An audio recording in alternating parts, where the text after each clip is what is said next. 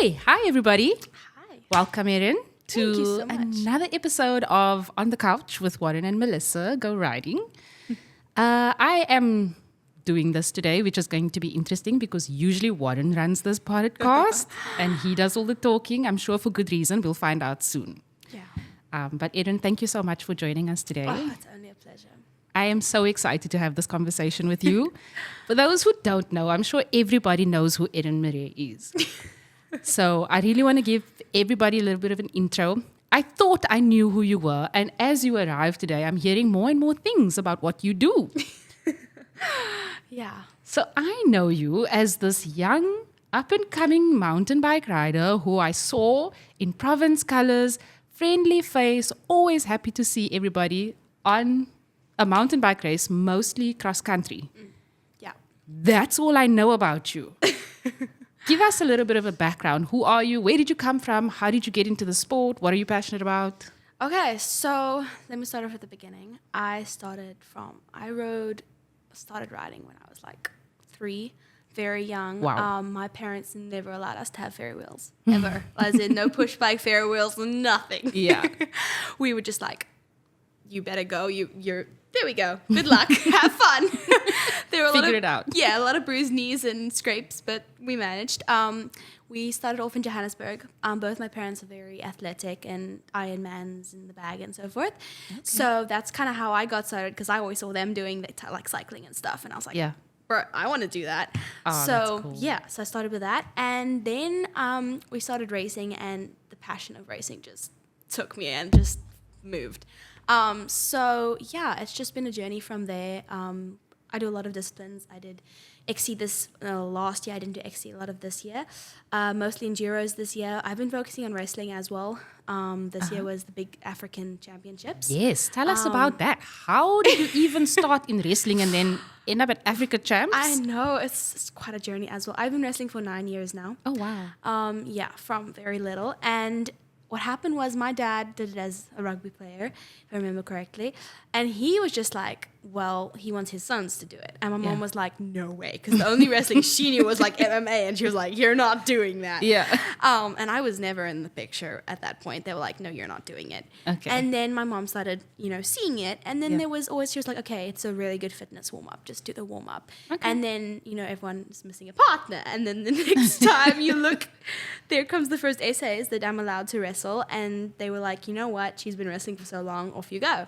And it's just a sport that's, cycling has, I want to say advantages where you can have a better bike than the other person, or you can have better, weight to power ratios and stuff. But wrestling it's you against your competitor. Yeah. And there's no, you can't have there's no advantages to it. Yeah. You can be stronger, but that's because you've trained harder. Yeah. So there's no equipment. There's no that you can equipment have better than the next. Yes. Okay. I love that about wrestling. Yeah.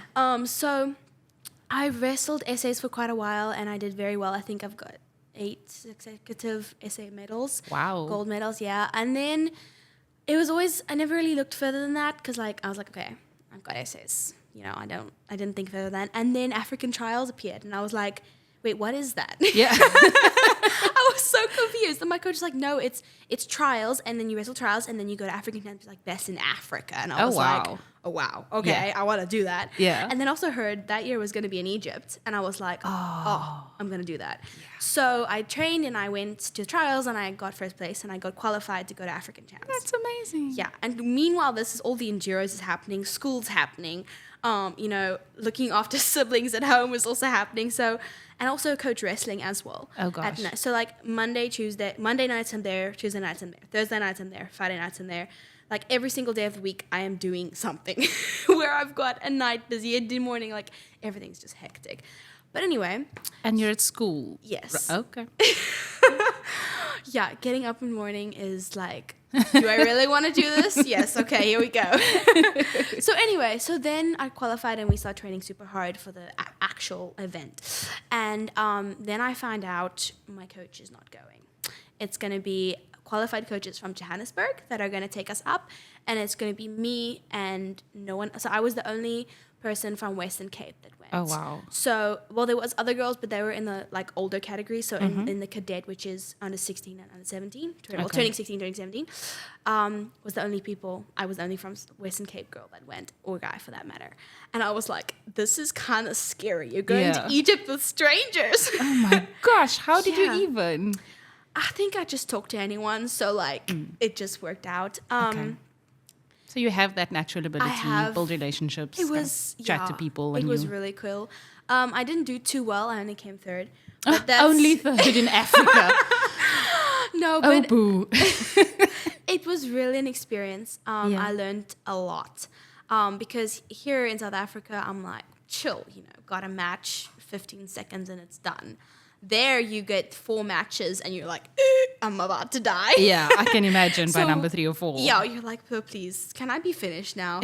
And surprisingly, well, actually not surprisingly for me, so ongeluksvol, as you put it. First match, I tore ligaments in my elbow. So I basically dislocated it and took ligaments off. Doctor on site said, you shouldn't be wrestling anymore. And I said, I didn't come all this way to give up now.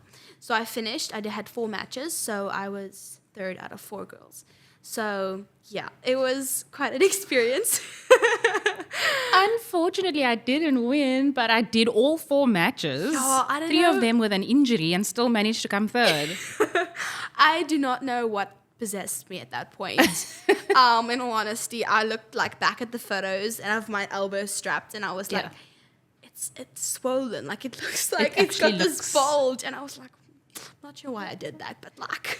But you make a good point. And I just want to pause there quickly because you mentioned from a very early age kind of racing got you. And clearly from what you're saying about what happened at Africa Champs, you are a naturally competitive person. Very much so.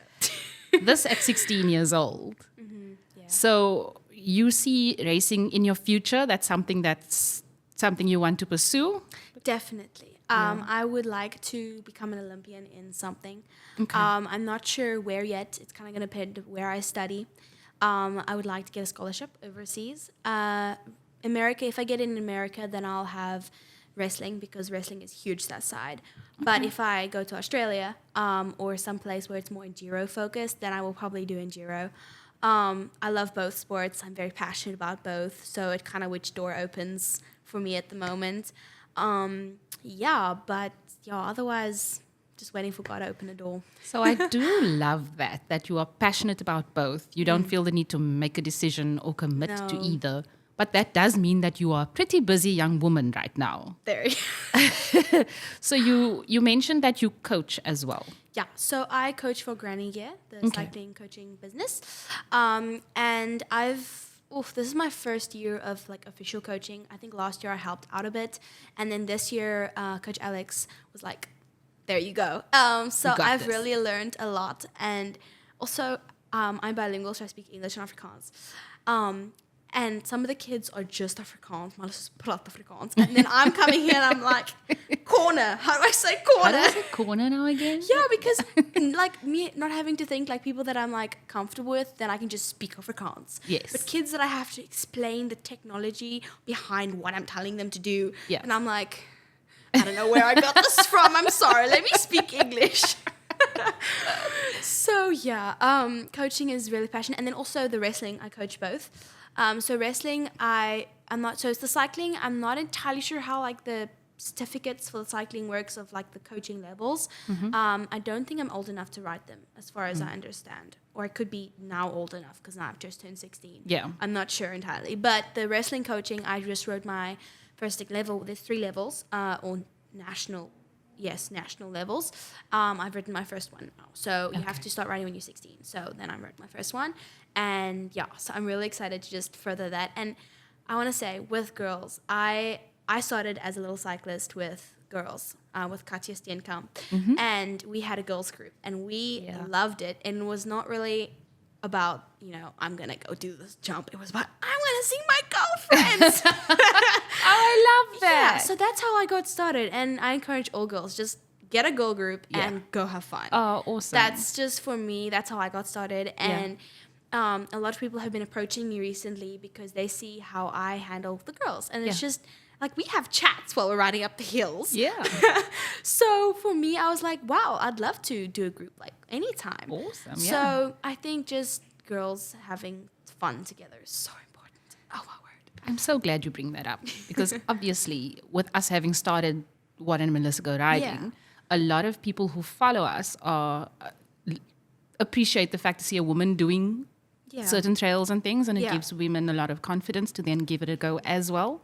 I was thrown into the deep end riding with Warren and his buddies in the beginning just because there weren't so many women doing it. No. And still it's growing, but still not so many. Yeah. I wanted to ask you, just from your perspective, a young woman starting out in cycling, like you say, you had a girl group and you enjoy that, and that's the best part. Even if you watch these women do XCO as well, and even downhill, when someone does well, they all rally around each other. It's less competitive and more camaraderie, which I love. Do you find now, with you competing especially, in something like cycling, which previously was pretty male-dominated, do you still find that, or are you finding it changing a little bit? It's definitely changing. In the beginning, it was very competitive, and the girls didn't really support each other, especially in XCO. Like you get there and everyone's just like checking you out. You're like, I'm sorry, I arrived. So XCO seems to be a very competitive discipline in cycling. It is very competitive, and clubs against clubs, like this club against that club, and it's just like head on head. If your teammate is racing someone else, you're screaming your lungs out for your competitor. I mean your teammate. Yeah. But then when it comes to enduro, which is why I moved from XC, one of the reasons I moved from XC to enduro, is it's just you get like even your competitor, they're like, go girl, you got this. They are so encouraging. And the girls there are actually like, even if you're on a different team, like even if you're sponsored by someone else, they're like, we're here for you. You got this. And I had where was it? Someone in Johannesburg. There was an enduro. I cannot remember where. Okay. And I was doing the course, and the one girl fell. One of the girls in my category, and I was like, "Are you okay?" And she's like, "Yeah, I'm fine." And the guys are like, "You talk to your competitors?" And I was like, "Yeah, why would I not?" And they're like, we boys don't do that. And I'm like, wow.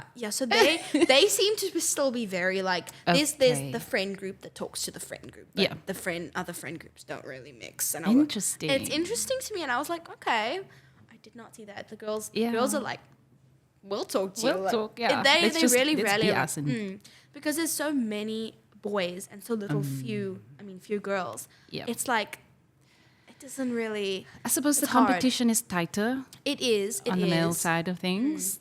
Where women, I do find there is still a lot. There's a gap.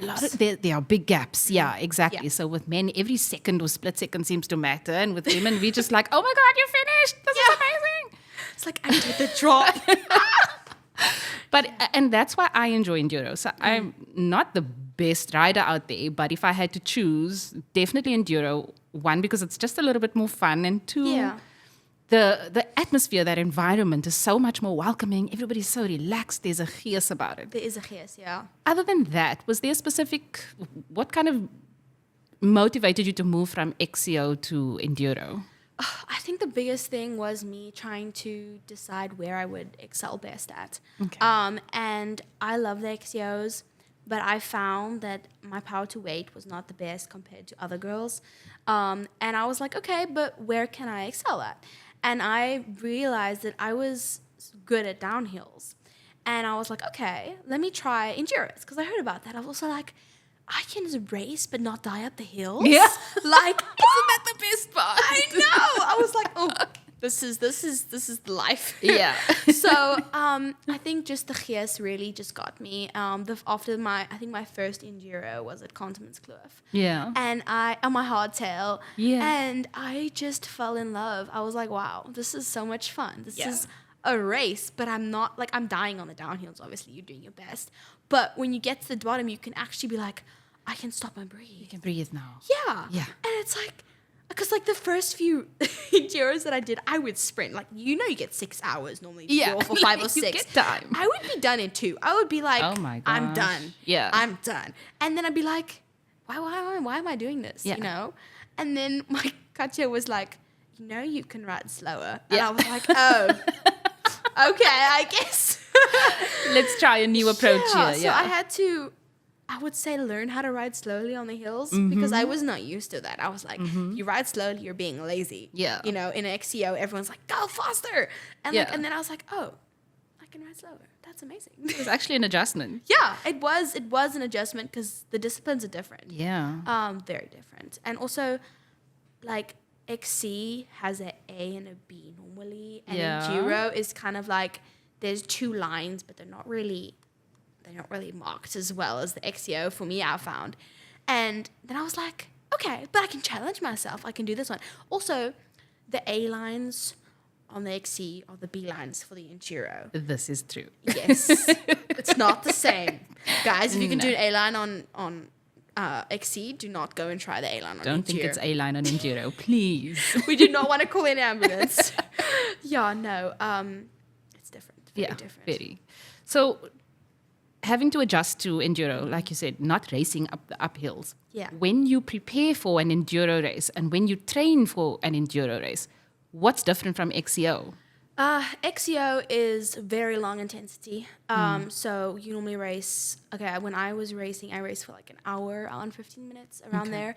But with like enduro, it's kind of like you've got, I would say like 20 to 30 minutes of intensity of downhill stages, but you get rests in between. Yeah. So for me, I switched to I would do like just chill up hills and then push myself on the downhills, where normally it would be kind of the other way around, where it'd be in the XCO, it would be, you like die up the hills, like hill repeats. Yeah, hill repeats, and then you wouldn't like slow down on the downhill because then you lose time. Yeah. But you wouldn't like sprint your lungs out to the bottom. You'd kind of like just keep constant high speed. While enduro, you want to go really fast. You're going as fast as you probably can. Yeah. So that was the difference. More endurance training because you have to be able to be fit for. Survive 6 hours if you need to. Yeah. I heard like the George Enduro was something. Death. Super fun, but death if you were not prepared. My XCO brother, the Cameron, he said that was the first Enduro he has been tired, and I was like, yeah, if he's tired, then I'd be dead. So it's definitely endurance more, as in like more marathon style than the short death. Yeah. So I was like, because I said, like, one of my guy friends was like, why did you swap? And I was like, dude, long death? Short death. Yeah. Like, which one are you going to choose? It's the logical option. And then also just really skills training, a lot more skills training. I am the only girl in a group of, I think, 5 or 6 guys that do skills training together. And I would love to have a girls group, but it's hard to find girls my level. Yeah. And you want to improve, and when you see the guy is like one corner of head of you, like, I have to catch him, and it improves your skill. 100%. It really does. Yeah. Difficult. So you'd encourage more girls to try enduro? Definitely. You having fun? I really enjoy enduros. I think you need to first assess your skill level first before you go and try something like enduro, but I definitely do encourage it. It's just something that I've seen a lot of. Okay, now this is a guy's example, but guys do it as a friend group, and they go and they do the enduro together. Yes. And I'm like, but if girls could do, like, we'd be chatting our like lungs out up the hills. You'd run out of 6 hours so quickly. Yeah. But it would be so much fun. Yeah. It would really be so much fun. And I was like, but why can't we have that? But there's too few girls, and they're so, like, I think there's maybe 6. Because, like, we have 2 elites, Frankie and, I don't know what the other lady's name is. And then, I'm going to try. I only know Frankie and a few others. But, like, I think there's, like, 6 girls that I know of that are consistently doing enduros. Yeah. Out of how many guys? Yeah. So it's definitely a field that is more male dominated than female, but we can definitely do this. 100%, Willpower. 100%. And like you say, the fierce in enduro is. I've always felt, and look, I've not been doing it for very long. I think we started doing enduros last year, but I never felt unwelcome. Yeah. I never felt I was in anybody's way. No guy ever looked at me and was like, what the hell are you doing here? Like, which is pretty darn cool, I think. Yeah. I think I had one enduro where somebody needed to pass me, but seeing him after, he was totally chill. It wasn't, nobody makes you feel like you don't belong, which I think is super, super cool. So I think if more people would do it, like you say, assess your skill level first. Please, it's really important. There's way more consequence with an enduro because, to your point, the features are a little bit harder than they would be on XC, right? So, and you're going at a higher speed. 100%. Yeah. Downhill only. Yeah.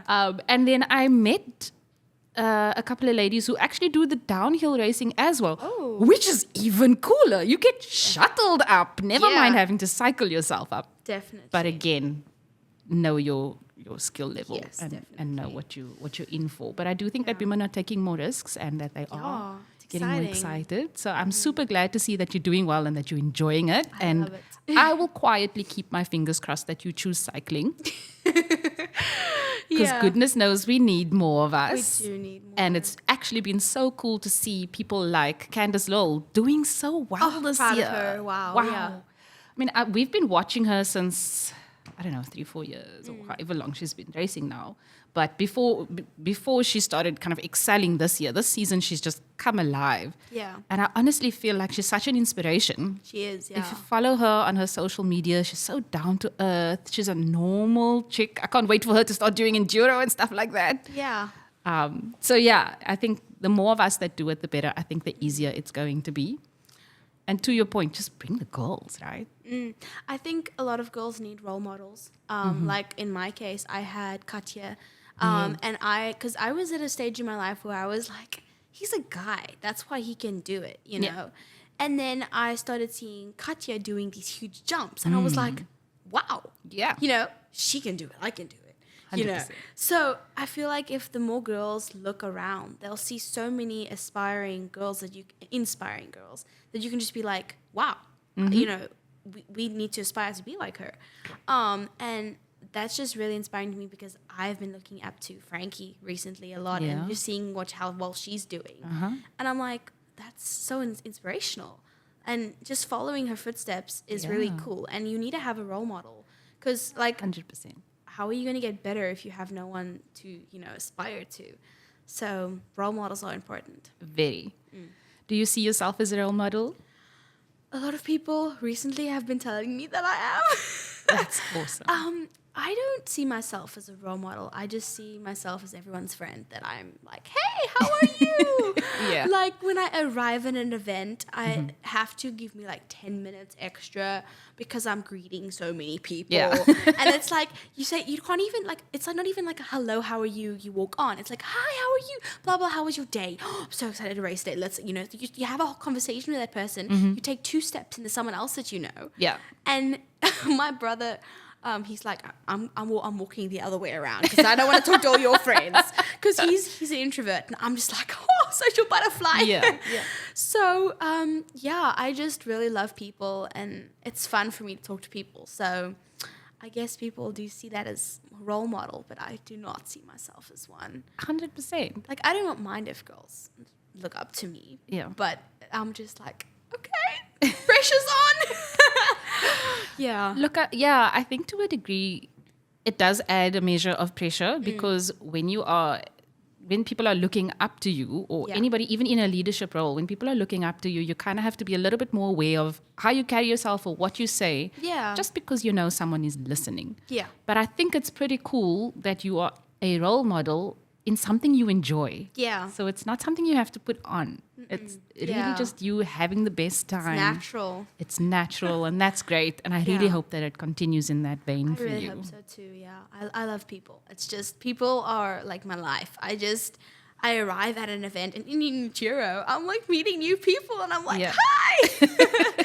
So like afterwards, my mom's like, how was your race? And I'm like, oh, I talked to this person, I talked to that person. And she's like, how was your race? Yeah. I'm like, no, but I talked to this person. She's like, how was your race? I'm like, oh, it went well. And then I carry on with who I spoke to. Just like, oh. So, yeah. That's great. That's I love great. people, definitely. So speaking of enduro, we spoke a little bit earlier about wrestling not having equipment and it's just you. Cycling's a little bit different. And you recently had a change of equipment. Yes. Tell us. Tell us. I used to do enduros either on my hardtail or on my mom's Scott in some like I don't know, full dual suspension. Scott, don't ask me what Some it kind of is. Scott. As my brother says, I call it my white Scott. It's white. Okay. It's white. That works. Yeah. But then in Johannesburg, that race that I was talking about, I cracked my mom's Roval brim during an enduro. Oh, wow. And she was like, "You're no longer allowed to ride my bike." Oh, no. I didn't even fall. I did a drop onto rocks. It was like this drop off onto rock garden. And I did it on the race day. And it wasn't the race day. I think it was the day before the race. And yeah, I even lent someone else's rim to do it. Goodness. So she was like, "You're no longer allowed to ride my bike. And you cannot ride a hardtail for all of the enduros. There's a few that you can, but a dual suspension does definitely have advantages." Yes. And we were looking around for this because we had a 27.5 giant dual suspension. But we sold it when somewhere, I think we moved or something, and it got sold. I'm not really sure. But we don't have it anymore. So I was like, okay. Yeah. Now I need to get one. Yeah. And now because I wasn't doing XCOs, I was like, okay, we need to get one. So I was looking around, and one of our friends from Black Sheep Bike was like, "Hey, we have a YT that we've been servicing that we know of." I love those bikes. They are amazing. And I was like, okay, let's try it out. I was very excited because I had heard a lot about YTs, and I really liked the look of them. And I was like, okay, let's go try it out. And the moment I just saw that bike, I was like, "Mom, I love this bike." They are beautiful bikes. They are really beautiful. And the guy who had it kept it in really good condition. He serviced it the whole time at Black Sheep, so they knew everything about it. Okay. So I could have like a secure, okay, it's a good bike. It's been serviced, all of that. Yeah. And so we bought that bike, and wow, does it make a difference? Yeah. Like you normally, okay, it has to be worried because like sometimes I'm a bit lazy and I'm like, I'm not doing the full jumpy jump move technique over the jump. Okay. Because the dual suspension helps. It helps me. Takes off some of the pressure, right? Yes. Yeah. And then the other day, so I'd been riding my YT a lot, and I got on my hardtail, and I went to ride Wmgoriding, and I was like, oh my word, my poor arms are gonna break off. It's a difference. Yeah. I didn't realize how big a difference it was until I got back on my hardtail, and I was like, oh, I realize now. So you have been racing enduro up until this point, pretty much on a hardtail. Yeah, a hardtail or XC dual suspension. So not really enduro dual suspension. Yeah. It was like 100 mil and like I would say 40 at the back. Oh maybe. my goodness. Yes. It's basically a hardtail. Yeah. So So the next enduro is going to be super fun for you. yeah, so I've done I think I did the last Continent's Kloof enduro on my new YT. That was I got it like a week before the Fun. Continent. And It was amazing. Wow. The only difference was it has a very small gear ratio. okay. And I died on the hills. Like, that was the first enduro. Because normally I can just, like, I'm dying that I can pedal it up the hill. Yeah. There was no pedaling. There was walking involved. Mm-hmm. Like, going up to the mast, I was like, why am I doing this to myself? But, afterwards I was like, okay, it's not that bad. It was really fun. And just, like, I've realized I'm a lot more confident on my hardtail than I'm on a YT, which is weird. Yep. It's strange. But to look in the consideration of, okay, I've been cycling my hardtail for so long, and now I've just swapped over, a few months ago to softtail, and now I'm racing on that softtail. It's a big difference. How the bike moves, each bike moves differently. Yeah. So that is still a bit of a adjustment because sometimes I like, with the hardtail, you can just like, fling it around a corner. Like, it just like... It just goes. And then when you get on your enduro bike and it's like come on, get out the corner, please. It feels a lot slower. Okay. And I was like, I said to Mama the first time I rode the bike at Conference to go practice, like, Mama, this doesn't feel right. It feels really slow. Yeah. And then I turned this rebound faster. And I just started playing around with settings. And whoa, did that make a difference. Okay. So, yeah, it's definitely an adjustment. Mm-hmm. But I love the YT. I really do. The hills, not so much. Not so much. But the downhills, Okay. yes. So you definitely feel it on the climbs. Yeah, I do. Yeah. Especially, like, I think I wouldn't feel it as much if I rode it more. Yeah. But to coaching and back, it's not an ideal bike. Like, it's 11 Ks from our house to coaching, to Bloemendal. And for me to ride it there and back, like, Tuesday, Wednesday, Thursday, it's not ideal. Like my bike weighs probably just over 10 kilos, my hardtail, compared to 15 with a soft tail. Yeah. So yeah, it's not ideal to ride every day. Not efficient, yeah. No, so I would say if I rode it more, I would definitely not feel it as much, because then it would be the normal for me. Yeah. But the normal is the light bike. Yeah. I'll get there. So it'll get So I love that you said when it didn't feel right, you played with the rebound and stuff. Yeah. And so often, like anything else technical, women are just like, yeah, no. Yeah. But I am curious, because now when you're doing enduro and you're doing different tracks, right? You go from Yonkers to George. Yeah. I mean, that's a big difference. That's and then Kuntermanskloof as well, like very different terrain. Very much so. How often do you tinker with your bike, and how important do you think it is to have that technical knowledge?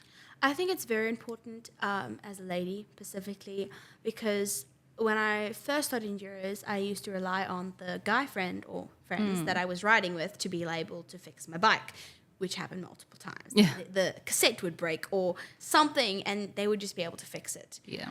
But as a woman, you feel so independent when you can do it yourself. Yeah. And also, the thing is, if you say, okay, for my case, I was ahead of some of my friends, you get there in the middle of a track, you've chains come off, some girls don't even know how to put it on. And I was really shocked by that, because I started coaching and I was like, okay, I'm going to take the chain off, we're going to put it back on. And they're like, but how? Yeah. And I'm like, you don't know how to do that. Yeah. What? It's like needing to know how to change a tire. I believe it's to do it. Yeah, I believe it's very important.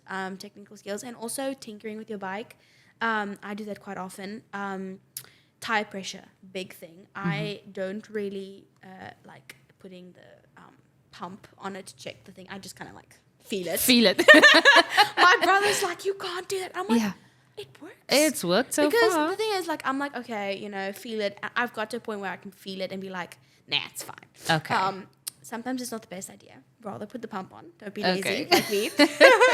What feel, I have to ask, what feel are you going for? I feel like hard, like an apple, or like a nachi type feel? I kind of feel I like also put pressure. I put my hand on the tire and I'll put my body weight on it. And then if it like folds or crinkles at the bottom, then I know it's too soft. Okay. And also if I just jump on and ride 2 meters, I can feel it's too soft or it's too hard or something. So it's kind of more of a go by feel of how I know is what's right and what's comfortable. Yeah. But it's also the terrain. Like like for me, Bloomingdale, I know exactly what tire pressure to go ride. But when you get to York, it's not. Like, what do you even? It's rocky, it's sandy, for rocks you need softer. But for sandy, it's like you also need softer. But then you get to the point where you go on the uphills and you want the most grip. Yeah. And you have a soft tire that's like lagging you down, slowing you down. And you're like, how do I... Or too soft and you go over the drop and Yeah. crack an oval rim. Yeah, oops. So it's so difficult. Yeah. Luckily, I've got my dad and my brother that help out a lot. So, yeah, but also shocks. Guys, service your shocks, please.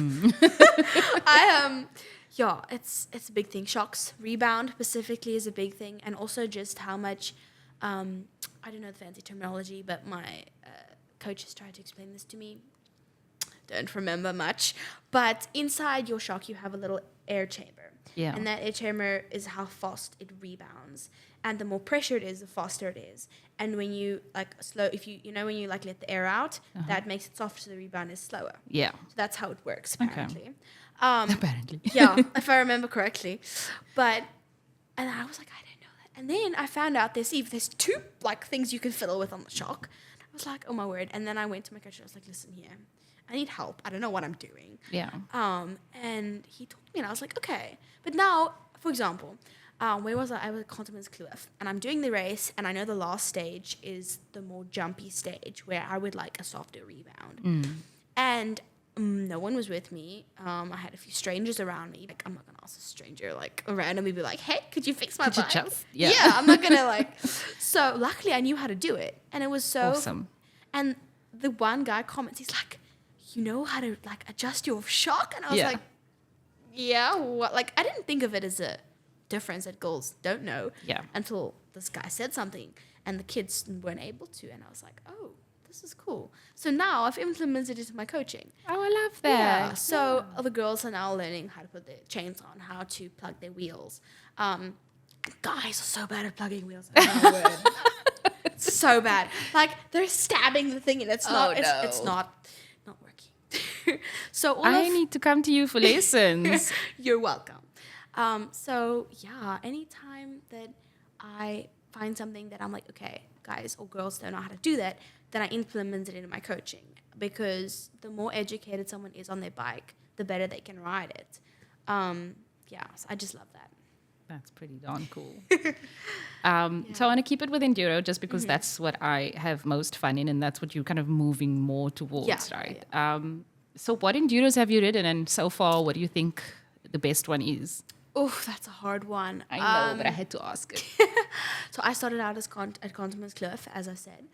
I've done 2 Jonkerhoek ones. I've only been doing it this is my second year of enduros. Last year, this year is the first year that I'm doing it, like done all of them. Yeah. Last year, I kind of did it with when the XC didn't clash with the enduro. This year, I missed the first Western Cape one, the Wmgoriding one. But everyone was saying it's really fun, the jumpy one. What else have I done? There was one, I think in North Sedgefield. Or did I do it? I can't remember. I can't remember all of the ones that I've done.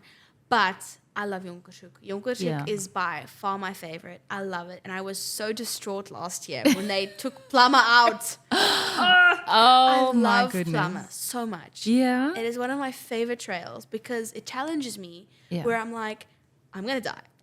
Yeah. But it's like, okay. Like, you're like, oh, dear God, like, I'm going to die down this. Yeah. And then the next time you're like, okay, I did it. Yeah. I did it. And you feel accomplished. And, you become that challenge. So I just love that. So I love that trail. That's one of my favorites. And then they took it out last year for the Enduro. And I was like, yay for me. I was like, yeah. And I was like, guys, why? So, yeah, it looks like it's in this year. Yes, it is. So I'm really excited to ride it. So for those of us who have not yet done Plummer and are thinking of doing the full, what does one look out for on a trail that looks like it has no line? It's a bed of rocks, firstly. Yeah. I think that can be the definition of Plummer. Yeah. Underneath the sign, bed of rocks. Like, I would say corners, and it's very hard because in sand you can kind of see where other people took lines and you're like, okay, you can go that way. But when you get to a point and it's like there's rocks and there's a corner and a steep downhill and you're like, where am I supposed to go? Yeah. I would say for me personally, I start wide and then if I need to go in, I can. But if you come in super narrow into a corner, you are not going to be able to like have the right speed and stay inside. It's very hard to turn like narrow. Rather start wide and then you can stay wide, or you can start wide and go narrow. So that gives you a little bit more play on where you are on your bike and where the bike rides. Just hold on for dear life. Yeah, hold on. It's quite hectic. Very rocky. Awesome. But I love it. So I think we covered a little bit about it, but I really just want to get an idea, because you started at a very young age and started because, like you said, your parents are active and they did some amazing stuff like triathletes and stuff. That's amazing. The Ironman, For someone or a little girl, that the people who are watching you, those who see you doing the coaching, what's the easiest way, do you think, for kids to kind of get involved, especially little girls now? In cycling? In cycling, just to begin with. That's a hard one. I think it's fun to be able to, like the school races. I've seen like the schools against schools and all of that. There's a lot of girls that are competitive, a lot. And I found that if they go to a race and they do it and they don't do so well, then they're like, there's kind of two attitudes. There's like the, oh, I don't care, I'm not going to do it. Yeah. Or there's the, I'm going to get better, I want to do this. And those are the attitudes that you want to encourage, you know, the latter. So it's hard to say what, because some girls enjoy skills. Then I know there's certain groups that I coach, I'm like, okay, we're going to do lots of skills. And then like, yay. And the other girls are like, but we want to ride. Yeah, just want to ride my bike. So I think it depends from girl to girl. depending on what they prefer. And also for the girls that do skills, it's more comfortable for them because they don't have to, implement that skill on the downhill. Where the girls that are more, I want to say more skillful or more comfortable on their bikes, they're chill to go down a hill because they're like, fine. So it kind of depends on where your girl's skill level is as well. Yeah. Because they want to be comfortable on their bikes. Yeah. And I feel like a safe environment, a comfortable, friendly, just an environment they feel, enjoyable environment for them, really encourages them to cycle. Yeah. That's really, I'm so glad you say that, because for me that means that those of us who are in cycling, who are enjoying it, it's kind of to a degree on us as well to create those environments then. It is. Right? To make someone feel comfortable, to say, oh, they're having fun over there, they look like a friendly bunch, let me go check it out. Yeah. So I totally love that, and hopefully we see a lot more of that going forward, like a whole lot of girls just making space for everyone else to come and have some fun. Yeah, I definitely think like social media, I really love how that has come in and just been able, you can only meet so many people. But little girls who, their dad might be like, hey, look at this girl, show the video of a girl jumping or something. And they could be inspired, overseas even. Yeah. And it's just really, be a good person and just, have a clean Instagram page and be able for little kids to be like, wow, look at her jumping, you know. And that's so important because it's a role model. Yeah. They can aspire to be her. And that gets them started. And then that's their own journey from there on. 100%. Yeah. Love that. Okay. I'm not going to kill you with questions, but I have a little bit more time. No. We spoke about enduro having more consequence. It does. And we've now heard how you can injure yourself quite badly in wrestling. Yes, you can. Have you had any close calls on your bike? Not recently. Okay. I fractured this arm and broke this arm Goodness. 3-4 years ago, around there. I was riding down the hill behind my brother and didn't see the rock that he jumped over and hit the rock. Oh, and went. ouch. Okay, so that's, It is definitely possible, but I think the biggest thing for me with injury-wise with cycling is imbalances. I have very strong quads, so my hammies are very lazy. So they are like, nah, we're not working today, or whatever. So, we had to, where was I? I can't remember. Somewhere we got tested, and they were like, yeah, your glutes are like, glutes, hammies are like, non-existent. And I also, luckily, I'm naturally flexible, but some of my family are not, and when you cycle, your muscles shorten, and you have to remain not split flexible, but you have to be able to touch your toes kind of thing. Yeah. And so stretching was my biggest, I have to stay flexible. And then also imbalances. So not really fall off your bike injuries, but imbalances is a big thing for me. I love that. And I love that you bring that up, because someone like me who's a weekend warrior, I get on my bike on a Saturday, if I'm lucky a Sunday as well. Yeah. I ride my bike, I don't stretch before, I don't stretch after, I take it out, I put it back in, and that's it, and I'm done. Yeah. And funnily enough, now, as you get older, you don't maybe link it to cycling, but suddenly you have niggles here and there. Yeah. You go and you finally have it sorted out, and someone asks you, do you cycle, or did you have an accident, or did you this, or did you that? And funnily enough, when you have it fixed, your riding is so much better and so much more fun because you're feeling better on the bike. Yeah. So I think the point I'm trying to make here is skills definitely is an important thing. And I think the reason that you maybe haven't had so many accidents is because you have the skill to survive what you are challenging yourself with. And I'm sure the coaching helps with that. Absolutely. But looking after your body is such an important part of cycling. It is. It is a really important part. And not just building strength or stamina and killing yourself doing hill repeats, but the stretching. Oh, yeah. Definitely. That's a big, big deal.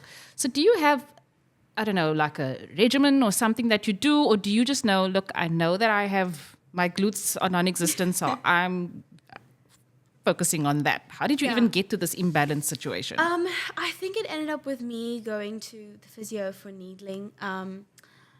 Somewhere along the line, I was having, I have the meniscus muscle is basically your joint and then some ligament inside. And I had tore that 3 or 4 times. Oh, wow. Now, why that happened was because we found this out afterwards. Obviously, my hammies, because they're lazy, they're very weak. Okay. Which means my quad. My word. My quad. The back of my leg and the front of my leg. Yes, that is so much easier.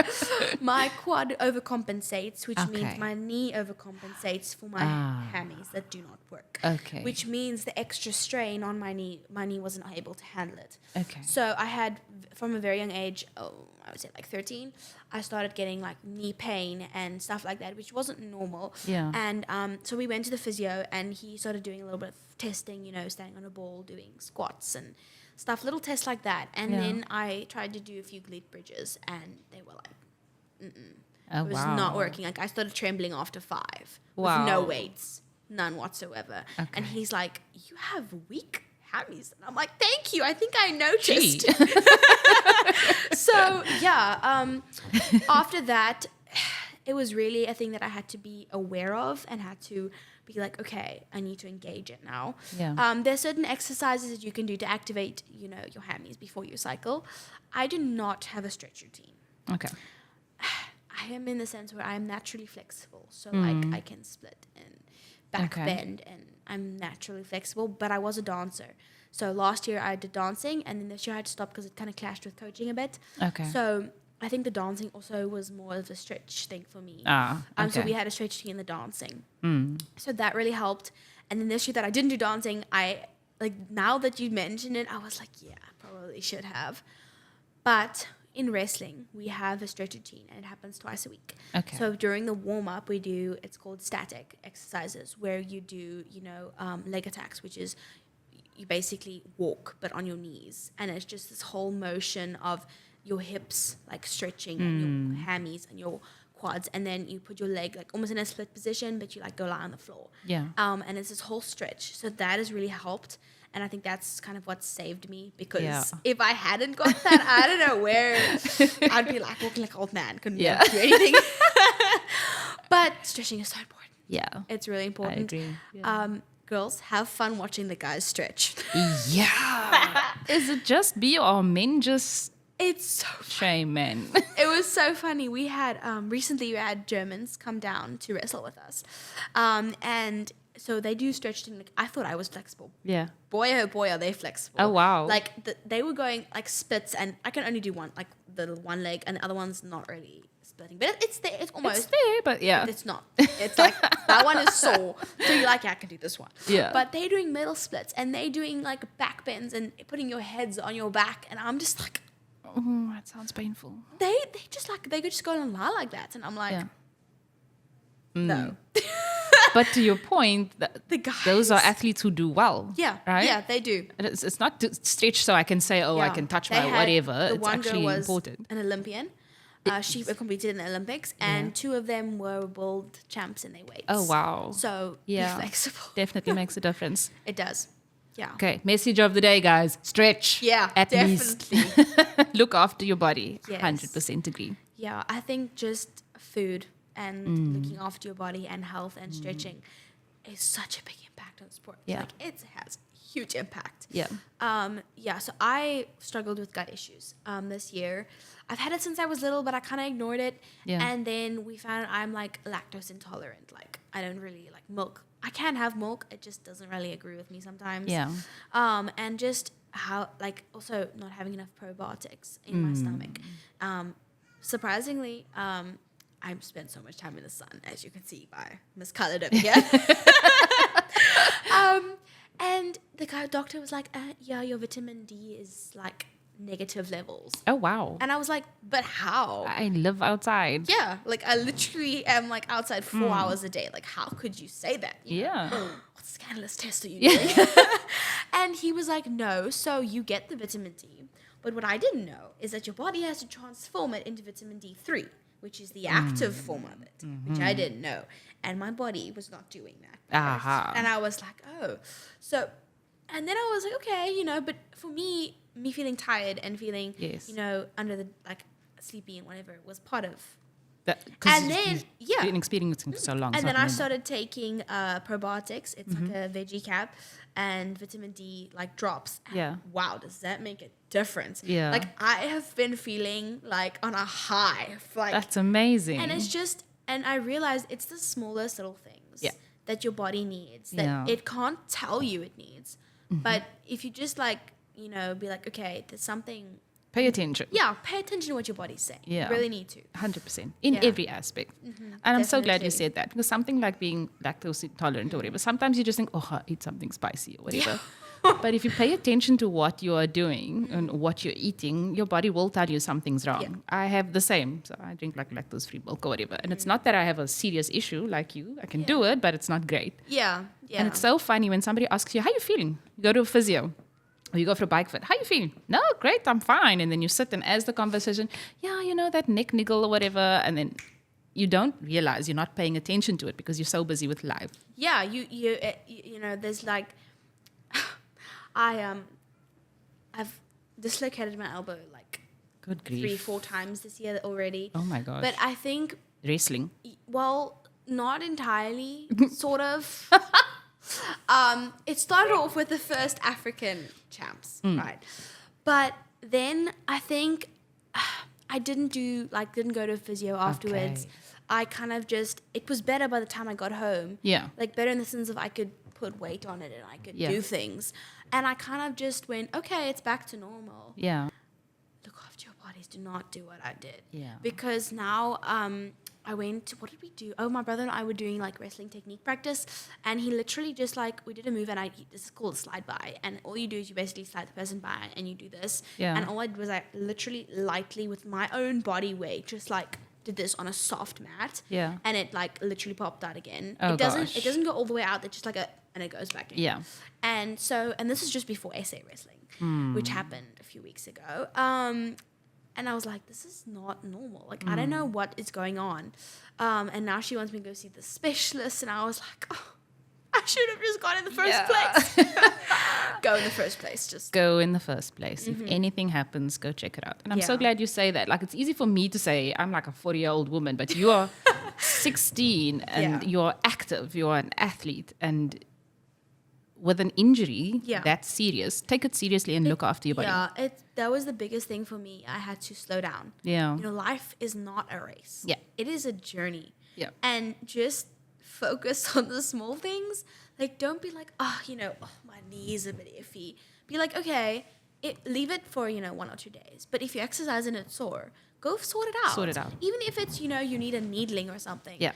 I don't. You'll do thank needles. yourself later. Yeah, you'll thank yourself later. I do not. I do not like needles at all. Yeah. The last time I was passed out. Oh my word, it was bad.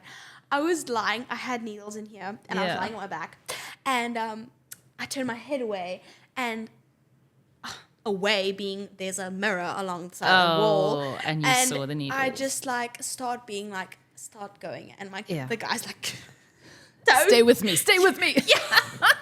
So just don't look at them if you have. If you have a thing, but Yeah. get it done and take care of Get it yourself. done. Yeah.